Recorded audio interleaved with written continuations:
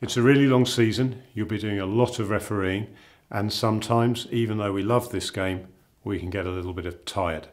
So let's have a little bit of thinking about how do you stay motivated over a long season. And the first thing I want you to think about is when you do feel you're starting to lack a bit of motivation, you're starting to feel it's a long journey, get out of the car and here we go again, take time out. Even if you take mental time out if you can't get away, and start thinking about the purpose of what you do. Not just the refereeing game by game, but why you referee. What you're enabling other people to do, the joy you're bringing to other people, the enablement of communities and games and why you do what you do. Think of a greater purpose. And often when we get caught up in the day-to-day, we forget the reason we did it in the first place. Very rarely do people lose their love of the purpose of the game and what it means to others.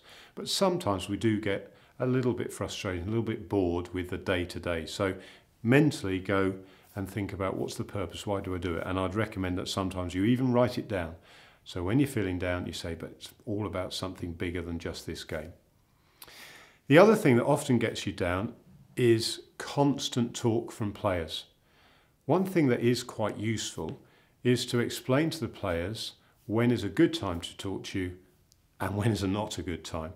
Typically, they want to talk to you when it's not a good time for you. It's the end of the game, you're perhaps a bit fatigued, you want to get some water on board, you've taken some grief from perhaps the fans, whatever. Sometimes then it's to say, players, look, before we start, I'm more than happy to chat to you and listen to what you have to say, but there's a good time and a bad time, and this is a bad time. And if you explain that to them, they'll understand, they'll take it on board. They may not be happy about it, but you must then give them a good time for you to speak to them. Otherwise, you're just pushing them away. So that might be something you could consider. Another really useful thing to do is step out of your current sport.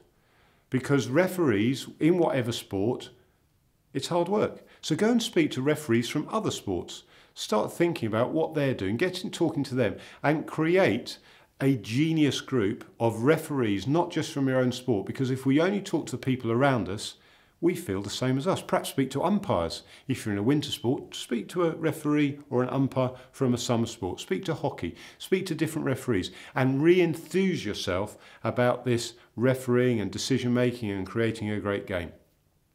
There's also, of course, the wider rugby community.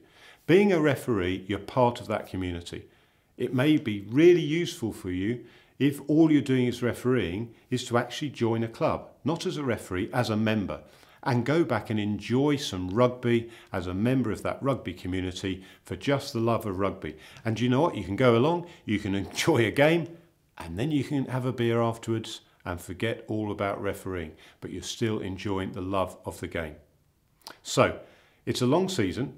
Stay motivated by realigning regularly with your purpose, creating breaks both physically and mentally.